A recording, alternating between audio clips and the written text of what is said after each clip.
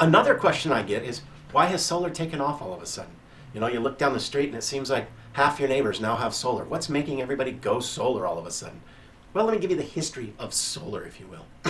Believe it or not, George Bush Jr. signed in 2005 the Energy Policy Act. And what that did is it created two things that incentivized us to get solar. One was called net metering.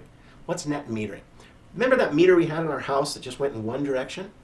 Well, now we have bidirectional meters, which are called net meters. It's the net effect of what you export versus what you import, right? What ends up happening is it measures the amount of electricity you move out. That 24 there is just a code that Rocky Mountain Power uses that tells them this is what's being exported to the grid.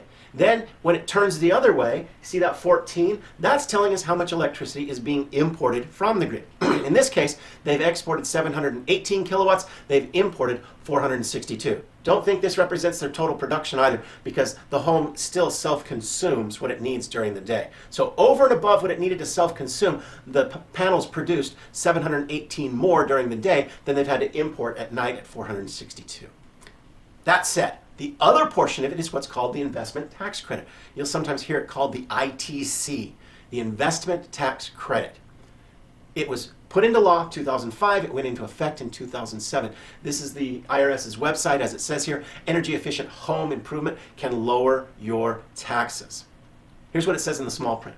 The tax credit used to be 30%, now it's 26% of the cost of the energy equipment. And equipment is anything you need to do to make that solar system work. So it's not just the panels or the inverter, it's the entire system.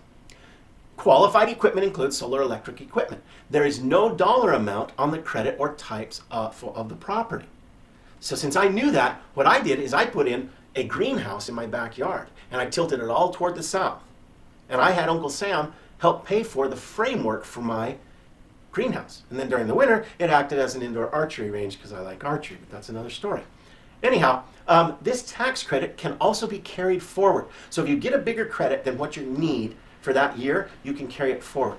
This is a very important point, and I want you to understand this, because not every one of those young men and women that come knocking on your door, they've never owned a home, they don't understand this, okay? It is a credit, not a rebate. And some will portray this as a rebate. In other words, when they see that the credit's going to be $10,000, they're going to tell you, oh, and at the end of the year, you're going to get a check from Uncle Sam for $10,000. Not so. You get a credit from Uncle Sam for $10,000. And what does that do? That goes against your existing bill. How does this work? Let's say that you and your spouse both work in the school district, and you're W-2 employees, and you've paid in $6,000 worth of taxes for the year, but your credit was $10,000. So what ends up happening is Uncle Sam is going to send you a check for $6,000, not the 10. You got that? If you owe Uncle Sam 6 and your credit is 10, you get a check for 6, not 10. The question then becomes, what happens with that other 4? And that's what it's talking about there. You can carry forward any unused portion of your credit into next year. So following that same example, you used 6,000 of the credit this year, and next year you still have 4 of it left, and you owe 6. Well, you end up only having to pay 2 to Uncle Sam, so you get another check for $4,000.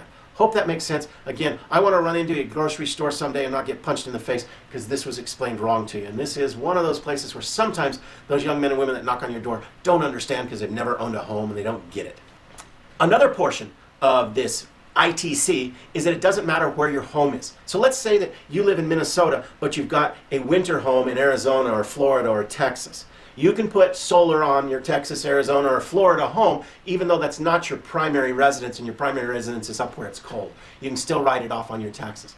This credit began at 30%, like I said. This is the last year, it's at 26%. Next year it drops to 22%, and after that it's gone.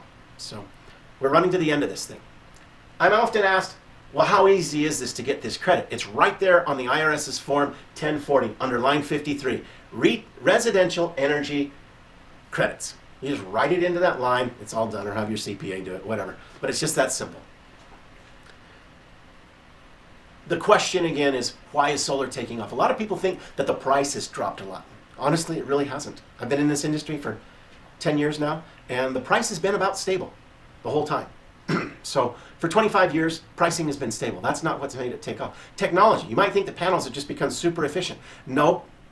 They were 6% efficient in 1954 when AT&T invented them. But since 1992, to 2016, they only improved by about 2%. And since then, most manufacturers hover around that 18 to 22%.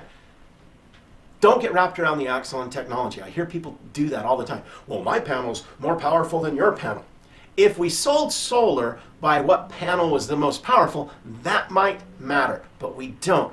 We sell panels by how much energy is produced for you. So say you buy a panel that produces 18% efficiency and your neighbor buys one at 22, all that means is that you might need another 2 panels on your roof versus your neighbor.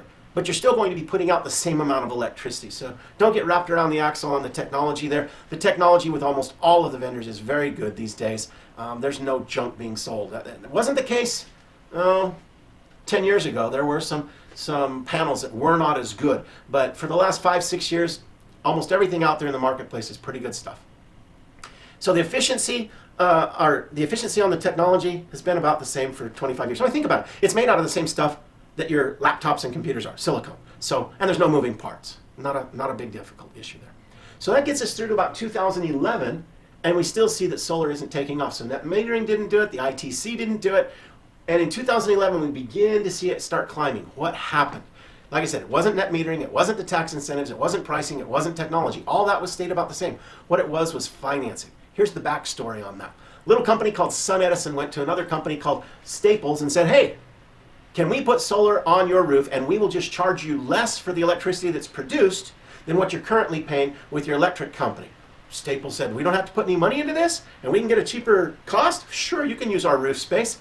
Well, they needed then the money to buy the system. SunEdison did. And so they went to the San Diego Chargers retirement fund and borrowed the money from them. Believe it or not, it really was the San Diego Chargers that financed that Staples solar.